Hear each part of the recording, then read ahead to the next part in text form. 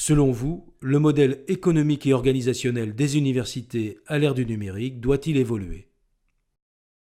Le modèle économique, je ne suis pas suffisamment qualifié pour pouvoir, ni expert, pour pouvoir juger de la qualité du modèle économique actuel. En tout cas, elle doit inventer, sûrement, elle doit inventer des modes de fonctionnement qui lui permettent quand même de survivre par les temps qui courent. Le cadre de la formation continue, par exemple, de la formation professionnelle, est un chantier. Il y a un rapport qui vient d'être remis sur la formation professionnelle à la ministre.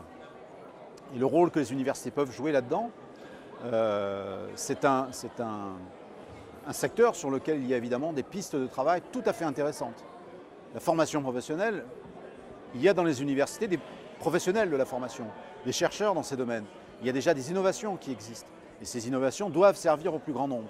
Le problème bien souvent, c'est que, en ce qui concerne la formation professionnelle, c'est toujours restreint à des mondes publics avec les universités, le milieu scolaire, et le monde privé avec des organismes de formation, etc.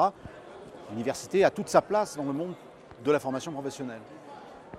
Après, le modèle organisationnel, c'est extrêmement difficile, mais ça revient à ce que je disais tout à l'heure sur les modes d'accompagnement d'une innovation dans une structure, dans une organisation apprenante. Le modèle organisationnel doit être suffisamment souple pour pouvoir s'adapter aux différentes innovations, à condition